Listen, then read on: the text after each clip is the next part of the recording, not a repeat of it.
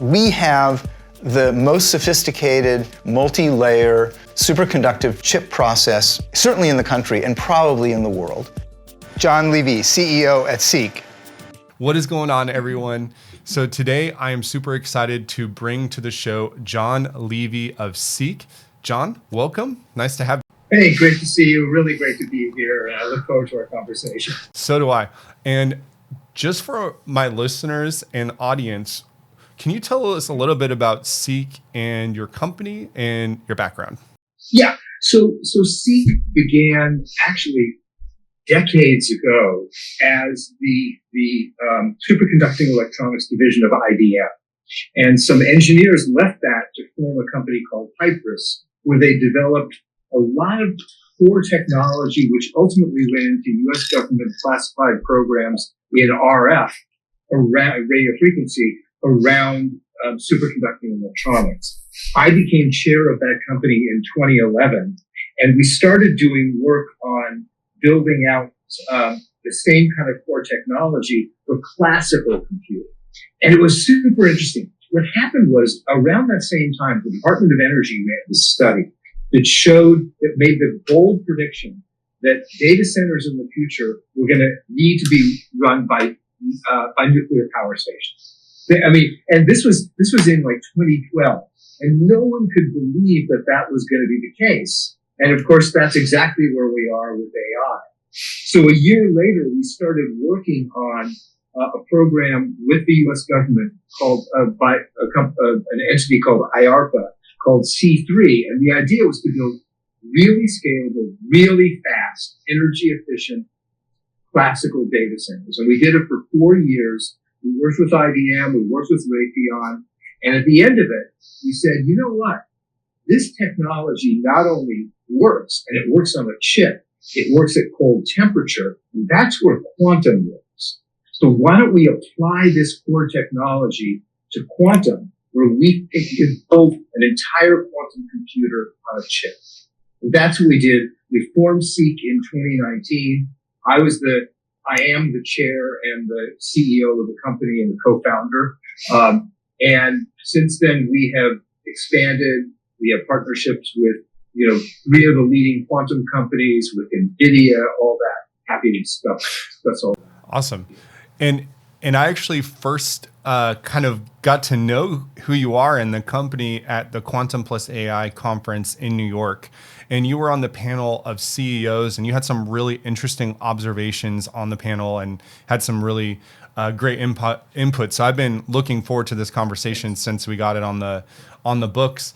And you kind of, when we were talking about just before this interview, you said you really thought that was an interesting conference. Can you kind of tell me a little bit about like what you liked about it and what you took from it? Yeah. Well, okay. So let's like roll the clock back to when we started in 2019. In 2019, people were talking about AI, sure, but AI had not gotten to where we clearly are today. But in 2019, when we would talk about quantum, most people had never heard of a quantum computer. They didn't know what it was. They didn't know what it did. They didn't know why we cared. Switch to 2025. Now we have people talking about AI. We have people talking about quantum. And for the first time, we're seeing people begin to understand the importance of quantum and AI and why they might work together. So let me just give you a thought about this. If you think about AI, and you want to build large language models, and you have millions of variables that all have to be connected with each other, they're scaling exponentially. And the answers that you're getting, the responses, are probabilistic. But think about the chips they're running on. The chips they're running on scale linearly, and they're deterministic. So they operate like adding machines, if you will. Quantum scales exponentially and is probabilistic. So where does AI ultimately want to run? We think in the future, AI, when quantum can scale, is going to want to run on quantum. And what we're seeing now are the first connections between quantum and AI And it's core to the work that we're doing with NVIDIA, where we are directly connecting our chips with their chips. So it's not like quantum computer connected to a classical data center with GPUs. It's literally like where they connect a CPU to a GPU, we're now adding a QPU all in the same computer. And the Fascinating. whole idea is to create an environment for heterogeneous compute, which is a new way of thinking about computing. And I remember actually, so I created a video here on the channel where I did a react to the channel, and you had mentioned something about specifically getting the CPU, GPU, and QPU to share memory. And can you talk a little bit about that? Okay, so again, it goes back to this question around direct compute chip-to-chip connectivity. Now, first off, one of the reasons we can do this is because our chips are entirely digital. The second is, by being digital, it means that, and this is, by the way, and people may not know, that the signals that come from a quantum computer are typically analog. And we do very, very fast analog to digital conversions, really fast. So that the data flow from our chips is more measured in gigahertz and not, in gigabytes, not terabytes of data.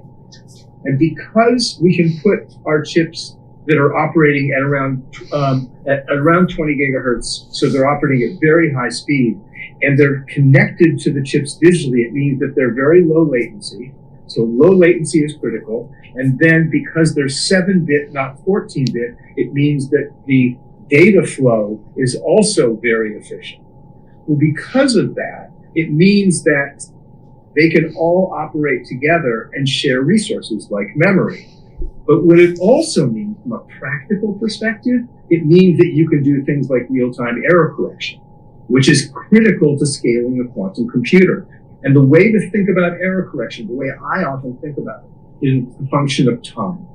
Because if you can't correct an error before the next error shows up, you have a cascading series of errors that you never can get behind. And so the idea of having this very fast, very low latency, very efficient throughput enables you to do error correction. And that's one of the many reasons why you want to have this chip-to-chip integration for quantum AI. So that's a perfect segue to kind of SEEQ. Okay, so Right. you can you tell us a little bit? Okay, so this is a privately held company, first and foremost, and number of employees. Kind of maybe tell us about your outlook. Would this be a company that would ever go public in the future? Sure. So let me just explain a little before we go into all that. I want to explain what we do because I think it's really. Mm-hmm. When we first started, we had this idea because we had built this what's called an arithmetic logic unit, the core part of a microprocessor, a classical one. We had built that for classical computing. We said, okay, we think we know how to build a quantum computer on a chip. And the issue was at that time wasn't just could you build a quantum computer? The question in 2019 was, can you scale a quantum computer? And we said, look, we know how to do this on a chip. So let's start doing that. And we built our first quantum computer. We called it SEEQ-Red. All of our chips are color-coded. And then we began to realize, we started to talk to people at IBM and Rigetti and Google and IQM, some of the leading quantum companies. And they would ask us, they'd say like, hey, your chips are really interesting because what you're doing is you're doing all the nuts and bolts, like the picks and shovels of the quantum industry. You're doing readout and control and multiplexing, and you're working on error correction, all on chip. Can we buy your chips? And we thought like, no. This is our unique advantage. We're going to compete with you. And we're going to beat you by building out a chip-based quantum computer. And then, it like dawned on me, wait a minute, these companies have more money than anybody on the planet. Quantum is existential to them. We are solving a critical problem, not just for an IBM or a Google, but for everybody. We should we should flip our model, and instead of trying to be vertical the way all the other quantum companies are, let's be horizontal, and let's be the arms dealer of the quantum industry selling to everyone. Fascinating. That's where we flipped our model. Okay. So what's the company size? And I know we have a lot of retail investors that follow this channel. So would this company ever be a company that would go public, or? Yeah, I mean, look, we're a small company. We have like 35 employees. We have a chip foundry. We operate in the UK and the US. We have a patent portfolio of over 100 core patents in our areas that enable us to do this uniquely. We have, we have commercial relationships with IBM. I'll talk about that with other companies as well. So we look at the markets and, we're paying attention.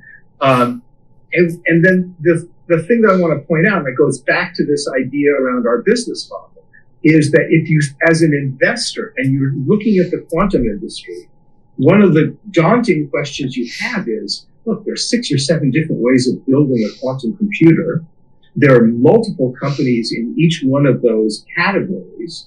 They're all building completely vertical applications so that they're starting from qubits all the way up to the application layer. Why do you invest in that? So, one way to do it is to take a very diversified portfolio and say, look, I'm going to try to invest in the best of breed of each one of these qubit modalities, photonics and the ion traps and neutral or cold atoms and spin silicon and, of course, superconducting and topological, etc. And I'm going to try to get exposure in all of them. Now, the challenge there is you may be diversified in the modality, but you're not diversified within each modality, right? So think about it, like superconducting. You've got Google, IBM, Amazon, Fujitsu, HP, Rigetti, IQM, Alice and Bob, Oxford Quantum Circuit. I could go on and on, right? That's one category. So anyway, my point is that you could try to at least pick best of breed in all of them.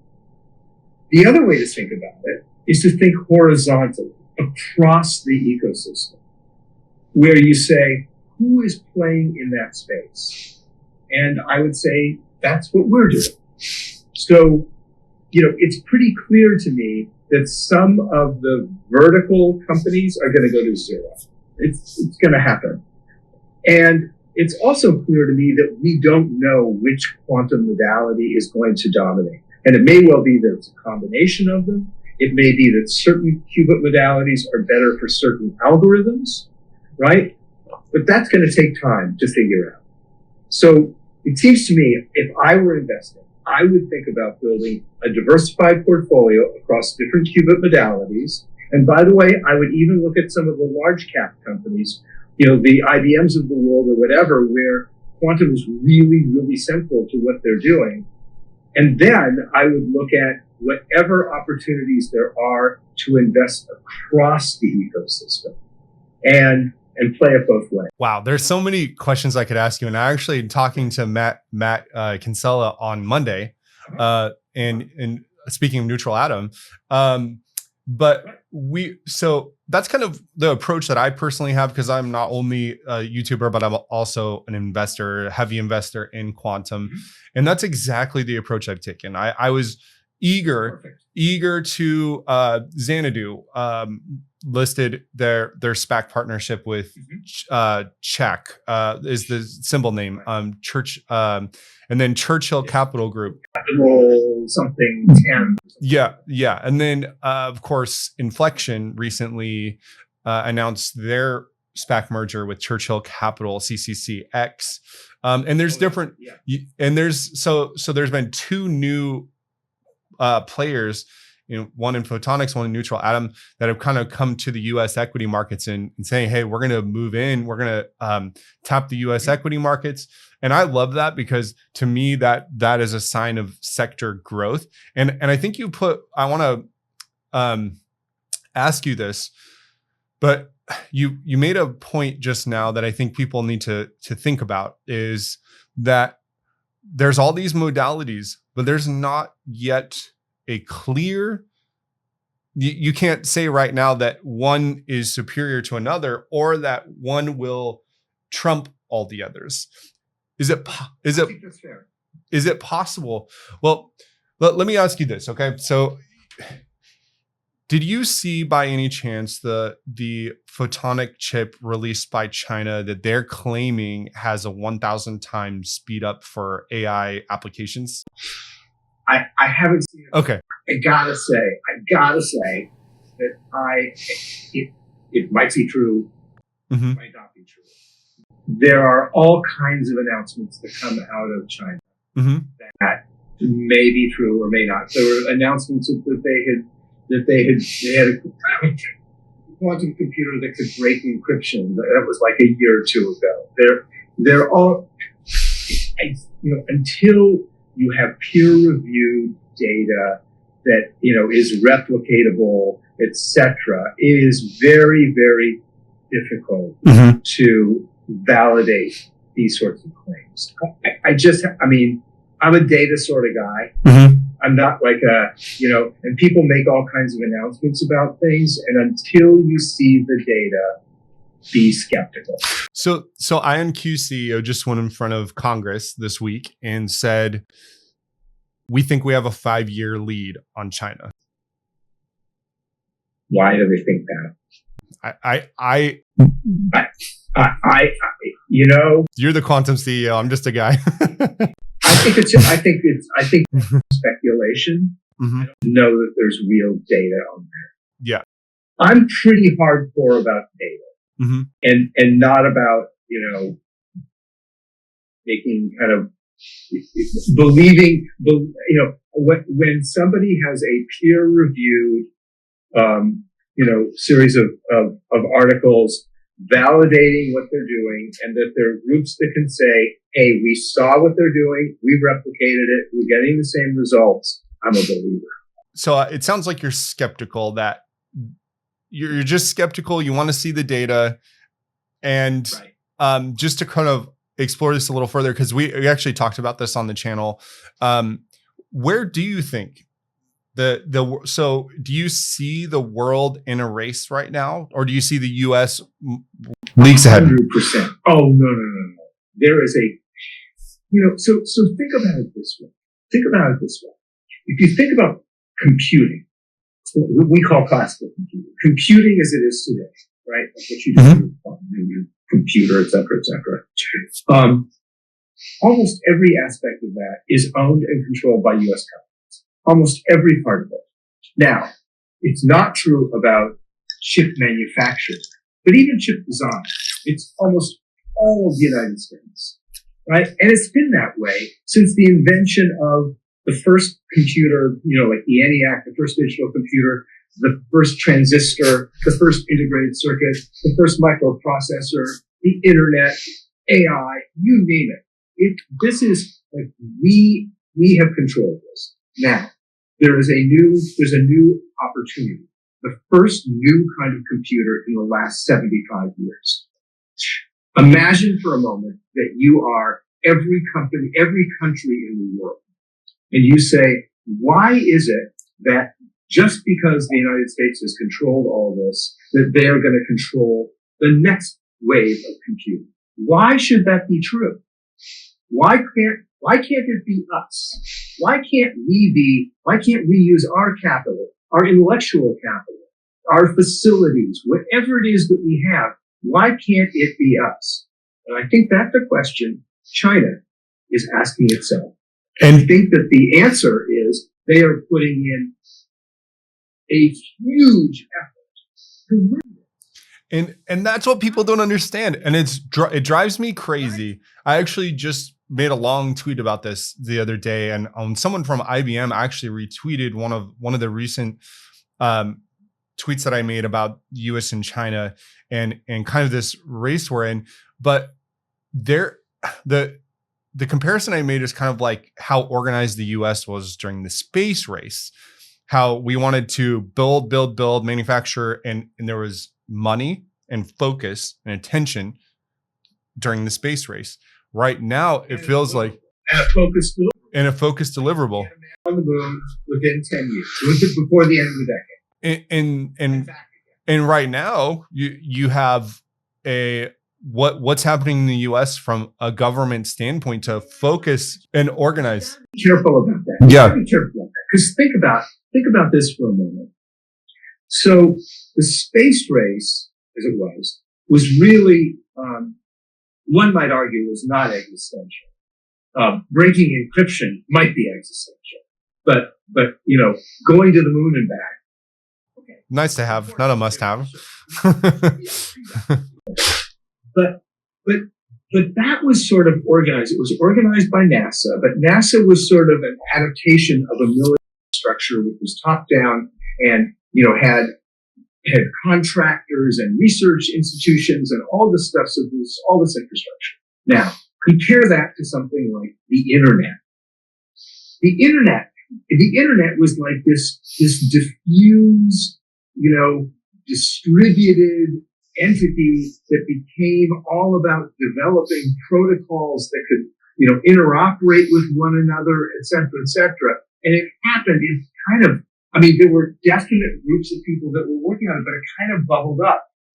And what we've seen in America, and I think kind of our genius, is that we have all of these efforts happening, and we're seeing it play out in quantum. We just talked about the idea of these different qubit modalities, and we don't know which one's going to dominate. But you know what? Almost every one of them is a U.S.-based company. And we're all competing. They're all competing with each other to make, to win that race.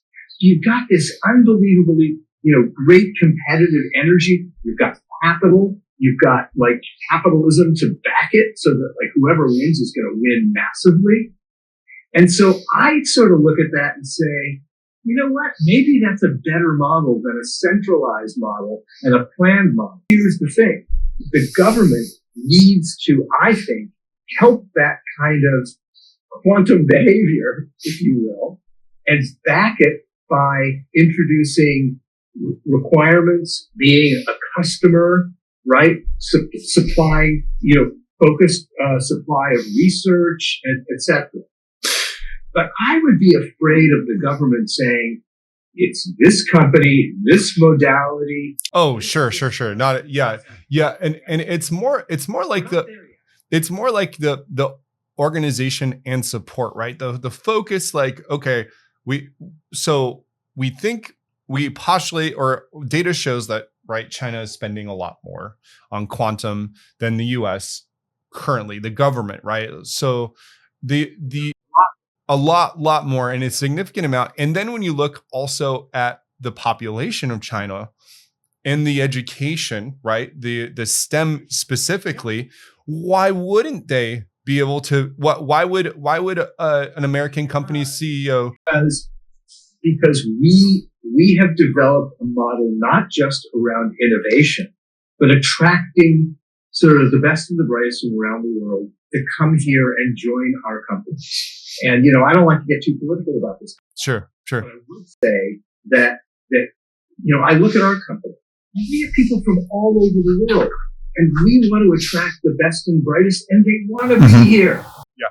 Right? Let's make that happen, and let's encourage that to happen.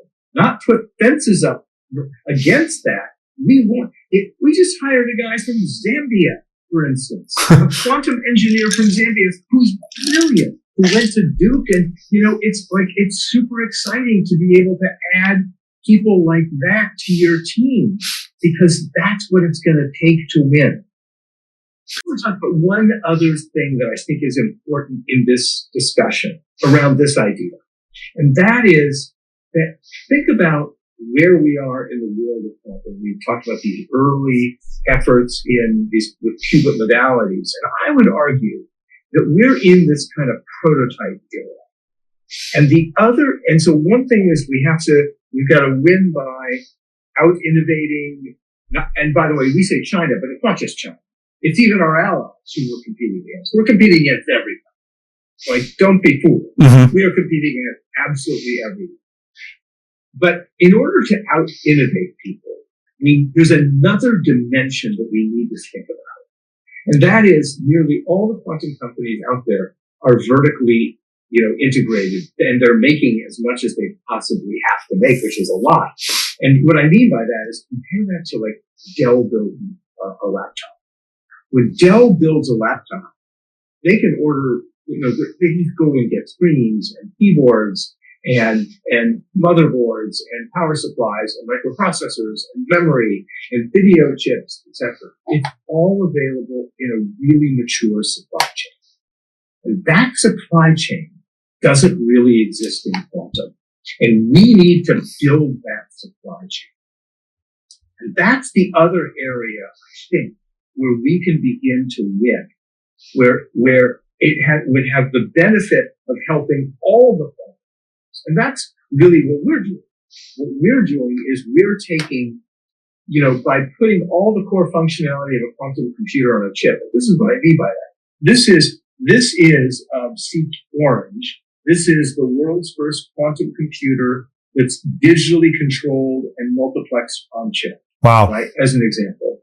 And what does that mean? It means that in superconducting, for instance, we can get rid of most of the wires. We can get rid of all the RF components. We can get rid of most of the room temperature electronics. We're cutting 70 to 80% of the cost of a quantum computer out by putting it on a chip. And oh, by the way, we're doing it at a 10 to the ninth or a billion times more energy efficiency. So think about that when you think about scaling something up to data center levels, where it's the difference between megawatts of power and kilowatts of power. Because we're now to the point where, Jensen Huang mentioned, we're at the first time where the access to power may gate our ability to have access to expanded compute. Power becomes the issue. Yeah, I remember you saying that at the Quantum Plus AI panel as well. And if you recall, during that panel, there was a great audience question. I'm not sure if it was from an analyst, but he said something to the effect of there's something like 85 plus quantum companies currently, and eventually they're going to need to, like, that's not sustainable. Like, eventually they're going to need to, like, can you talk a little bit about that specifically, that comment, and what you see? Yeah, I'm not sure there are 85 quantum system developers, because remember, there are companies that are developing applications, quantum networking, quantum sensing, your leading inflection. Quantum internet. There are multiple companies doing different things. Look, at the end of the day, if you are fill in the blank large cap technology computer company, Google, IBM, Amazon, Microsoft, etc., you need to have quantum computing being core to what you do. There is no question about it. They have all the capital in the world to be successful, and they have all of the incentive to do it as well. So I just would say that they will survive.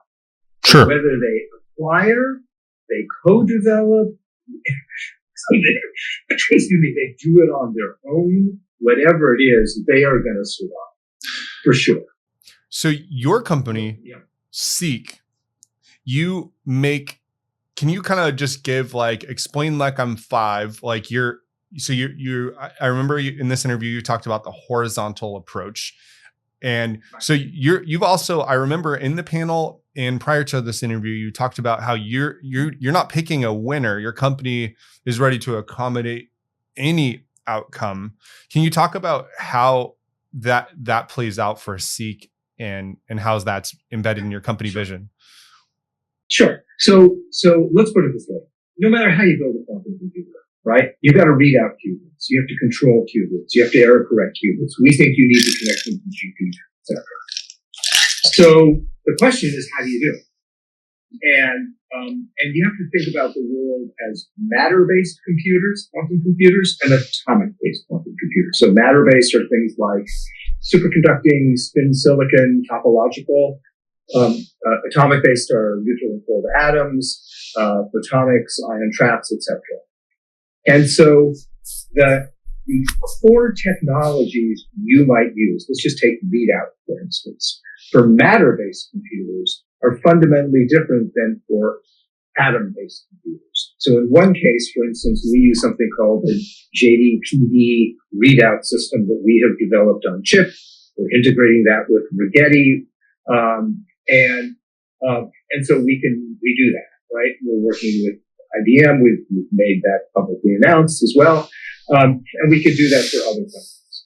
If we were working on the atomic level, if we were working with photonics, we would do digital, what are called SNSPD, single nanowire, single photon detectors on chip, which would also do reading.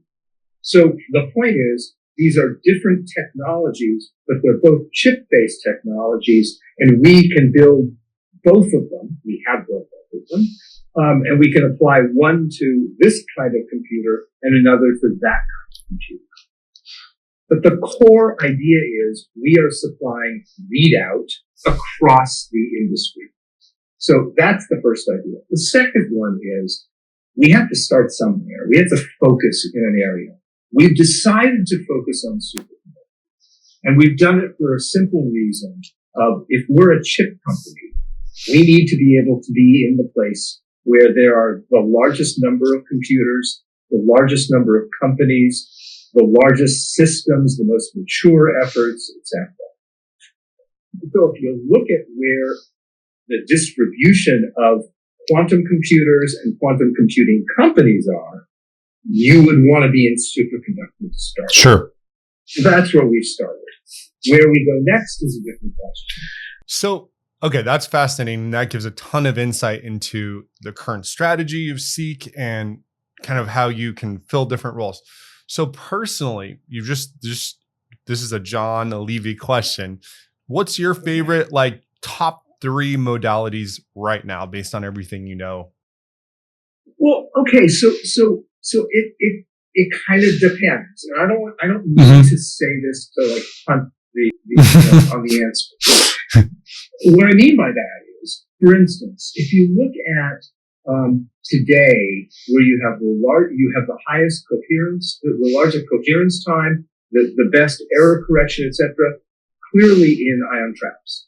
And so what it suggests is that if you wanted to run, certain demos, not really, broad quantum advantage, but narrow quantum advantage, kind of demos, you probably would want to run that on an ion trap machine because they have really great coherence time and really great, error correction.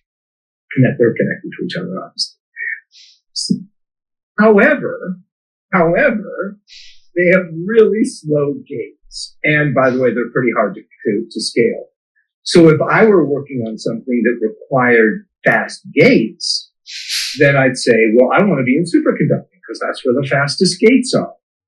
So for instance, if I had an algorithm that where I needed to have, really, really fast gates and maybe some, circuit depth and some other things, I might say, well, that's where I want to be. And then, you might say, well, I want to be in a system where I can see that there's a strategy for scaling to massive numbers. And then I might want to be on a, QEra machine or, something like that. So this is the issue around the fact that all of them have pluses and minuses. Exactly. Yeah. It's fascinating. And why I think that the next sort of frontier for quantum may well be in how do we combine, the unique pluses and minuses of certain quantum modalities. Let's put them together and see if maybe we get a better result. And one last thing about that is I used to run a computer vision company. I used to work for Paul Allen. I started this company and Intel was our major investor. In fact, we developed the virtual background for video conferencing, among other things. And one of the things that I learned early on, and we were using neural nets, and this was back in the mid to late 90s, up to 2000, just a long time ago, was that when you combined modalities, when you did edge detection, when you did color detection, and you did background subtraction and compositing, and you connected a CCD sensor with a CMOS sensor, with an IR sensor, etc., you got a better result if you figured out how to take those things. And maybe that. And I'm smiling this through. I don't know if you noticed, but that's actually the question that I was just about to ask you, because this is also kind of the instinct that I have about things as well, is why limit ourselves to one type of modality if multiple modalities do things well in different ways, and bringing those. I understand that the physics and the complicated science underneath that is yes, it sounds great in theory, but you still have to do all the hard work to bring those modalities together. You have to think about this in a different way. These are like religions, and within these religions there are cults. Oh gosh! Right? And so there are people. Who say, I remember I met this wonderful woman from Sandia, and she introduced herself as an ion trapper. Oh no! Right? Because people believe, and it's fine that they believe this, that whatever the thing that they're doing is, that is the right modality, and the way that they're doing it within that modality is the right way. And so you have this sort of pitched battle going on, not only within category, but then across categories to the different modalities. And, because we don't have a dog in that fight, it doesn't matter for us. We're way more open-minded about it. So for us to think more, kind of in a plastic sort of way, and being able to, kind of what are degrees of freedom? Like, I think this is a really interesting degree of freedom because I'm free to do that. I don't, as I say, I don't have to believe that one modality is the right one. And by the way, interestingly, DARPA just launched this program called the HARQ program, HARQ. It's meant to begin to explore this idea. And the same thing is happening at AFRL, the Air Force Research Lab in Rome, New York. They're also exploring it. So I think that good entities that don't have a vested interest in one modality versus the other are really, I think, beginning to think this way. And, again, we talk about quantum and AI and the convergence. So we're seeing these convergences, and I think we really need to pay attention to them. I feel like I could talk to you for hours. I have a couple of questions that are burning questions.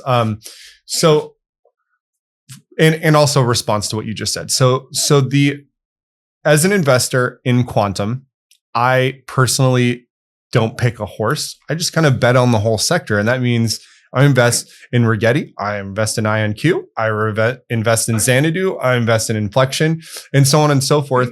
And I do want to, this has been in the back of my mind this whole time, but it's because on the last earnings call, CEO of IonQ, Nicola Damasi, said quantum annealing is a toy. I mean, But this is what I mean. Why the infighting? It's so stupid. It's silly.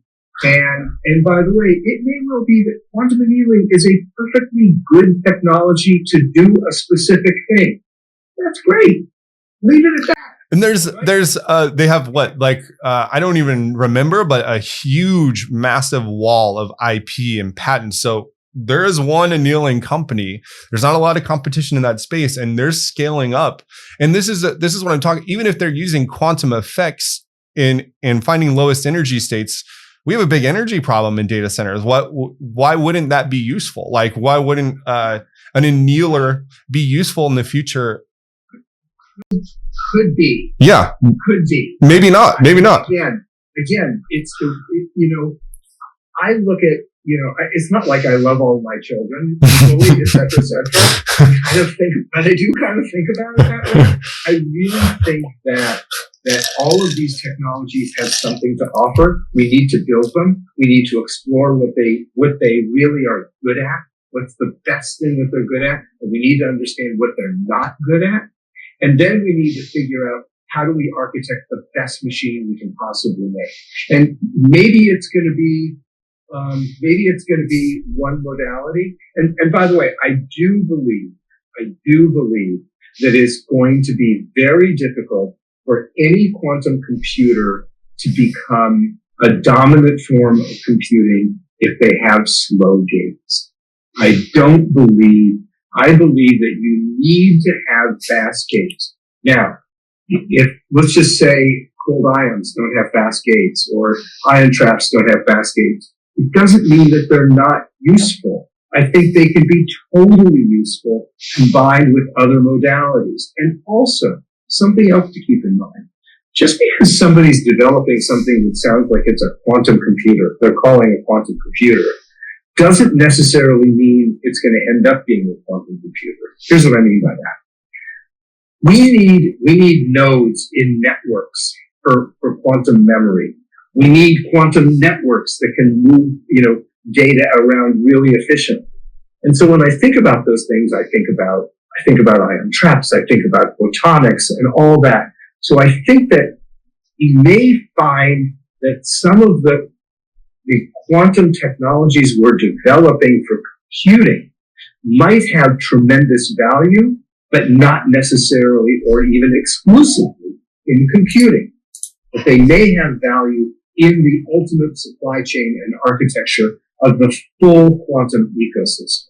And I think people, again, need to have a really open mind about that. Agreed. So 2 questions, and I think I can squeak those in. And so we had ChatGPT moment in 2022, and I'm going to ask you to pull out your crystal ball here. But if you had to guess, what would that ChatGPT moment be for the industry of quantum computing? Yeah, so I used to think, it's funny, when you say ChatGPT moment, I think what that was a broad, an enormous part of the compute, aware population, which is a lot of people, right? Having access to a tool for the first time and seeing the unique power that it has. That to me is sort of the description of a ChatGPT moment. So for instance, it would not have been where some, a chemical company had said, we developed a new material or a new drug compound, something, or a pharmaceutical company, and we developed it using a quantum computer. To me, that would not be a ChatGPT moment because it's more industrial and it is a kind of behind the scenes, right? Whereas ChatGPT was like right in front of us. We could all try it and touch it and be amazed at what happened. And I think, so for a while, I was thinking that we were going to have to wait. And that really our quantum moment was going to be around encryption. And it was not going to be a good moment. It was going to be a little bit, it was going to be like, oh man, suddenly all of crypto has become completely gone because now we understand, because we can break encryption. Or all of my financial transactions over the internet are no longer secure, or nothing is secure. So I thought that's not so good. I'm increasingly thinking, and I don't know what it is, and maybe you do, or maybe some of your listeners and viewers, is that it's some unique combination of quantum and AI. that it's a quantum AI moment where you're going to be able to do something that will have sort of the AI kind of wonder, but it's going to happen with quantum. That quantum is going to make something happen that we can't do today with conventional AI. I like that answer. I'm not being coy about this. I really don't know what that is. Yeah. But here's the thing that I want to be able to do. I want to build the infrastructure for that to happen so that everybody who's listening to this can take advantage of that and they can make it happen. Yeah. And right now, we don't care when we send something to an AI data center. We don't care if a CPU or GPU is taking that load and returning a result. We care about the quality of the result. So if a quantum computer can reduce the energy and give us a faster, better result, then that's a better, superior experience. So it does seem like a very... Yeah, but is that quantum? Yeah, that's true. That's true. I'm really, this is where, I said I'm like data focused and all that kind of stuff, and we're building, a chip-based infrastructure, et cetera, et cetera. No, what I'm talking about is the magic that's going to just blow people away and say, wow, I've never thought anything like that was possible. Yeah. And I really believe that quantum AI is going to be the platform for that to happen. And so I want to do everything we can to build that. Okay. So fault-tolerant quantum computing, IBM has a roadmap by 2029. Quantinuum 2029. And IonQ is projecting 2 million qubits and between 40 to 80,000 logical qubits by 2030. Do you think that's going to happen? Well, look, the quantum benchmarking program, the quantum benchmarking initiative, QBI, is meant to help qualify architectures, technologies, components, teams, etc., to build a massively quantum data center, a massively scaled quantum data center by 2033. That's the goal, right? And we are teaming with IBM on this. And so we look a lot at what their architecture is, and there's a certain kind of alignment that we're working on with them, as we are with other companies. So we're in this kind of privileged position to see a little bit more into what other companies are doing and to develop more or lesser confidence in what they're doing. I am very confident that IBM is going to achieve a fault-tolerant quantum computer in 2029. I really believe they are so good at the integration of large systems of scaling. But I also see work that's being done at Rigetti, where Rigetti has just figured out how to be able to connect qubits together in a way that's going to scale and that's really, really important. And it's going to be it's a core technology to achieving those kinds of numbers as well.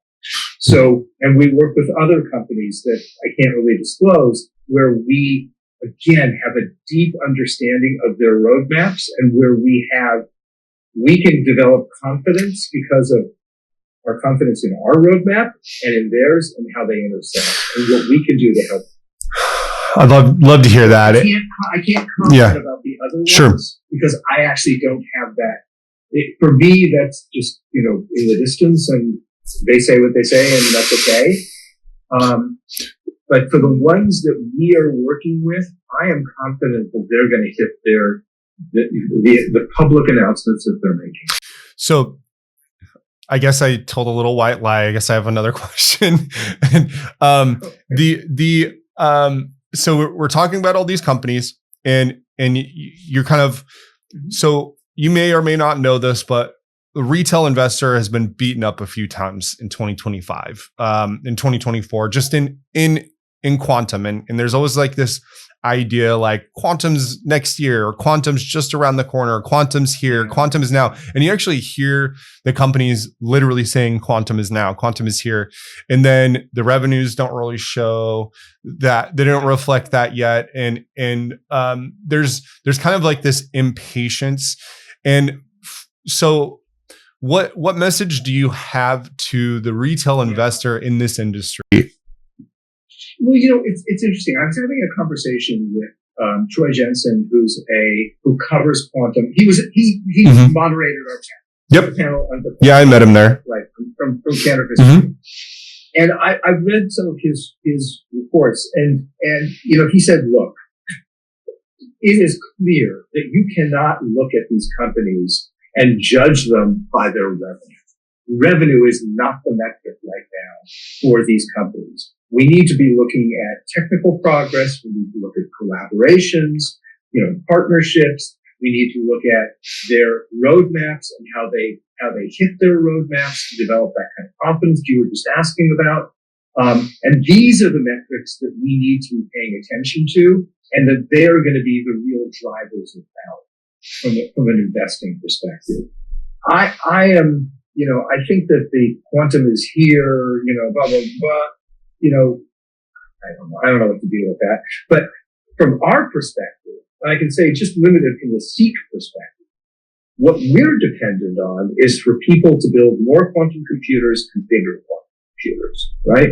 We don't have to have that quantum GPT moment that you talked about.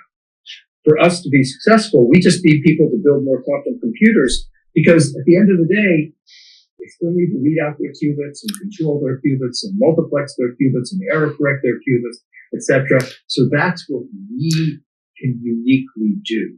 No matter who wins, you win. Smart bet. Yeah. Well, any closing thoughts? This has been a pleasure. I've learned so much. Well, I just think that we're at a moment.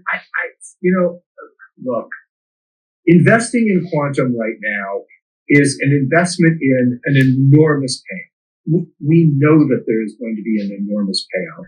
We don't know when, and we don't know who. And so thinking about this as I'm investing in the ecosystem and I'm doing it over time, and there's going to be unbelievable volatility, but this is like just be a patient investor, be a diversified investor, and think about this as an ecosystem. And I think you'll be just fine. Great. John, amazing. If anyone has any questions or anything, is there a good spot to reach out to you? LinkedIn, Twitter, or anywhere else? Sure. Okay. Sounds good. I'll put the SEEQ website on the screen as well. This has been an incredible conversation, and really appreciate you kind of bobbing and weaving a little bit with the questions that I throw at you. But I learned a lot, and I think investors, as retail investors, we really crave to be informed, and especially with the volatility we're seeing all the time, like what's really going on, and tuning out the noise. So this is helpful. Well, there's a lot of it. Thank you for inviting me here and giving me the time. And I really appreciated our conversations. Yeah. I wish everybody the best of luck, and be patient and be diversified.